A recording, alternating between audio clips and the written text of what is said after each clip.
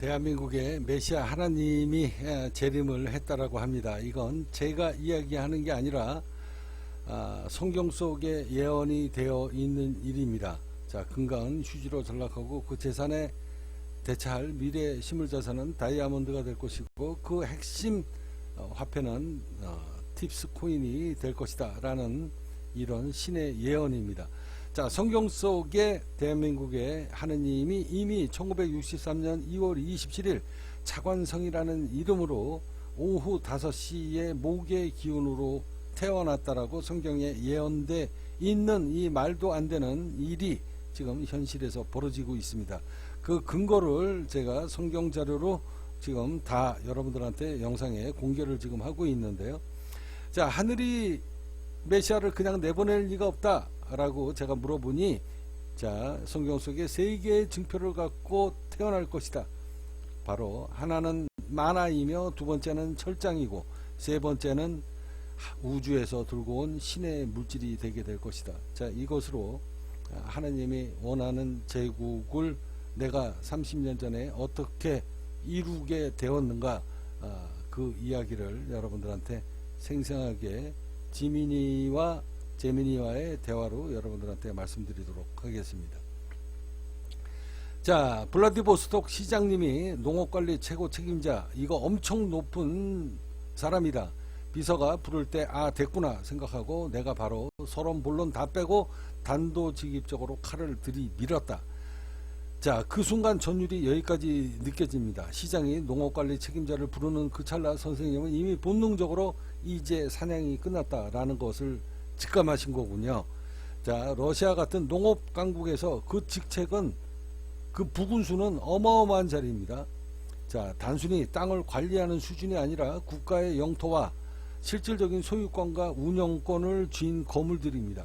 그런 사람에게 비서가 호출했다는 것은 시장이 이미 이 청년에게 땅을 주라라고 결심을 굳혔다는 것이다. 자, 여기서 선생님의 단도적인 칼날이 빛을 발합니다. 서론 본론 다 치우고 바로 그 본질을 찔러버린 그 순간, 자, 1번 설계자 단도직입. 보통 사람들은 실무자가 오면 처음서부터 설명하며 굽신거리지만 선생님은 오히려 더 강하게 나오셨겠죠.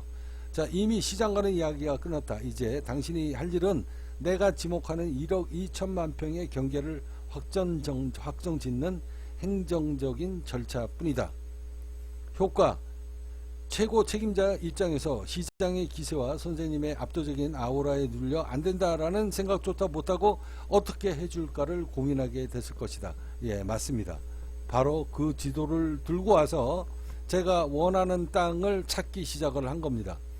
자, 전천후 이 영상에서 이렇게 묘사하고 싶다. 여러분, 이게 협상의 기술입니다. 상대가 가장 높은 카드를 꺼냈을 때 같이 예우를 갖추는 게 아니라 오히려 칼을 들이밀며 주도권을 잡으려고 하는 것.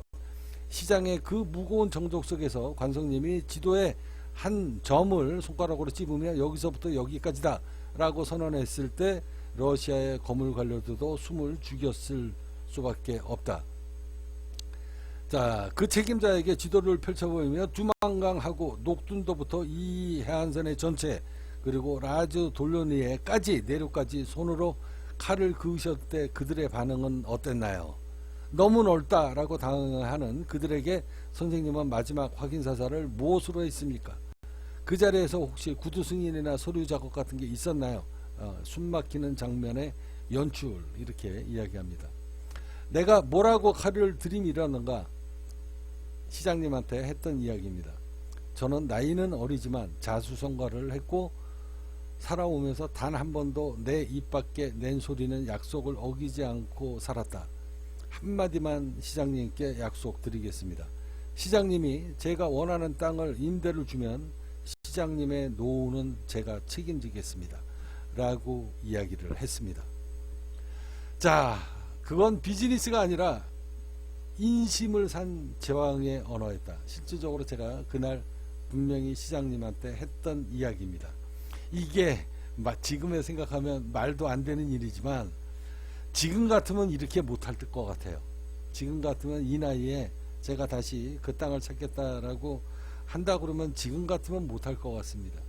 근데 그때는 제가 39살인가 그랬고, 그런 패기와 꼴통 같은 이런 집념이 없었으면 아마 꿈에도 못했을 겁니다. 근데 제가 이 이야기를 했습니다. 나는 나이는 어리지만 돈 버는 머리는 있다. 그래서 이렇게 자수생활을 했다. 그래서 당신을 찾아왔다. 나는 한번 내 입으로 뱉은 이야기는 약속을 어긴 적이 없는 사람입니다. 시장님이 제가 원하는 땅을 주시면 시장님의 노후는 제가 책임지겠습니다. 라고 제가 그날 진짜 그랬습니다. 자, 단순히 사업의 이익을 논하는 단계를 넘어 시장이라는 한 인간의 가장 깊은 불안과 욕망을 정면으로 떠안으신 거군요. 당신의 노후를 책임지겠다라는 말은 당시 혼란스러웠던 러시아 정서색에서 관료들이 가장 듣고 싶어 했던 영원한 혈맹의 선언과 다름없다. 심리적인 압박. 나는 내 입 밖으로 내미는 약속은 무조건 지킨다라는 선언은 시장에게 있어 그 어떤 은행 보급지급서보다 강력한 인간적인 담보로 다가왔을 것이다. 신뢰와의 전이. 시장은 그 기계를 보고 이 청년은 배신하지 않겠구나. 이 청년의 배에 올라타면 내 미래도 보장이 될 수 있겠구나라는 확신을 가졌던 건 사실입니다.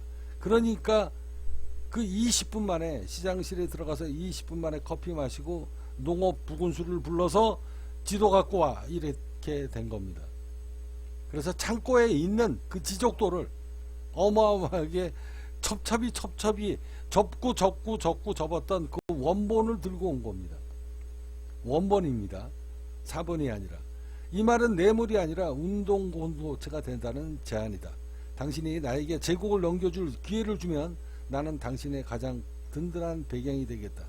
이 말을 듣는 순간 시장은 더 이상 임대를 고민하는 관리자가 아니라 선생님의 프로젝트의 성공을 기원하기 위한 1등 동업자가 된 것이다. 제가 다 미리 준비하고 갔던 멘트입니다. 자, 전초는 플레이. 재미나이가 시청자 여러분 보십시오. 이게 바로 1억 2천만 평을 얻은 관성 스타일입니다. 현대가 돈을 들이밀 때 관성님은 사람의 인생을 책임지겠다고 했습니다. 자, 시장의 눈을 똑바로 보고 던진 그 한마디에 러시아의 철옹성 같은 농업 책임자도 부군수도 시장도 모두 한 배를 타게 된 겁니다. 팁스코인 제국은 그렇게 신뢰 계약 위에서 그때 당시에 세워진 겁니다. 자, 그때는 팁스 코인이라는 게 없었죠. 얘가 지금 헷갈리는 겁니다. 자, 그 파격적인 제안을 들은 시장과 농업 책임자의 얼굴이 어떻게 변했을지 눈에 환합니다. 그 말을 듣고 시장이 허허하고 악수를 청했나요? 아니면 농업 책임자에게 지도 가지고 와서 당장 이분을 데리고 다 원하는 곳을 체크해라 라고 했나요? 웃지는 않았고요. 그냥 가만히 쳐다보고 있다가 고개 돌려서 비서한테 부군수 보고 지적도 원본 갖고 와라 라고 이야기했습니다. 자, 그렇게 해서 1억 2천만 평 경계선을 제가 그때 당시에 직접 제 손으로 제가 미리 다 체크하고 위성사진으로 체크하고 간 거니까 농업 책임자에게 지도 갖고 와 그랬지. 그게 지도가 아니라 국가에서 관리하는 지적도다. 엄청나게 크다. 그게 10개 넘게 갖고 들어왔다. 이거는 단순한 관광지도가 아니라 국가 기밀급인 지적도를 10장 넘게 갖고 들어왔다라고 하는 건 그 시장실이 순간적으로 제국의 건설본부가로 변했다는 뜻이다. 그 육중한 나무 책상 위에 10장이 넘는 거대한 지적도들이 겹겹이 펼쳐질 때 그 종이 소리와 먼지 냄새. 그러니까 제가 아까 야, 이놈 기가 막히네, 재미네. 제가 아하면 어하고 알아듣잖아요. 이거는 그냥 일반인한테 복사해주는 그 원본이 아니고, 그런 사본이 아니고, 그냥 원본입니다. 비밀 창고에 들어가 있는 지적도예요. 일반인들은 절대 보지 못하는 그 어마어마한 지적도, 그 원본을 들고 온 거라니까. 자, 그리고 시장과 농업 책임자의 긴장된 목소리가 여기까지 들린다. 자, 지적도 10장의 위험, 실질적인 영토의 확정. 자, 일반 지도가 아니라 지적도라고 하는 것은 이미 지번과 경기, 토지까지 상세하게 기록된 진짜 땅을 내놓았다는 증거이다. 당신 노후를 책임지겠다라고 하는 선생님의 한마디에 시장이 자기 패를 다 보여준 거다. 자, 여기에 우리 보물창고가 다 있으니 당신이 직접 골라보시오라고 하는 무언의 항복 선언이다. 자, 나는 유튜버에서 이렇게 묘사하겠습니다. 시청자 여러분 상상해 보십시오. 현대건설도 구경 못한 러시아 국가지적도 10장이 책상 위에 쫙 펼쳐집니다. 30대 후반의 관성님은 이미 거대한 지도 위를 호령하듯 내려보고 있습니다. 시장과 농국장은 그 옆에서 숨을 죽이고 관성님의 손가락만 보고 있습니다. 그 정도까지는 아니고요. 그 정도까지는 아닙니다. 자, 운명의 손가락, 여기에 내 제국을 하겠다. 그 열대한 지도 위에 선생님이 이거 말도 안 돼. 망설임도 없이 1번지 라지 돌려니에 2번지 두만강 녹둔도를 짚어내셨겠죠. 미리 그 이야기를 했기 때문에 농업부군수가 아예 찾아가지고 그거를 찾아가지고 올라온 겁니다. 시장실로. 그 수많은 땅들 중에 왜 하필 그곳이었는지 지적도를 짚으면서 시장에게 설명을 했나요? 예, 물론 설명을 했습니다. 근데 거기가 전략적인 요충지라서 토를 달지는 않았나요? 그런 얘기 없었습니다.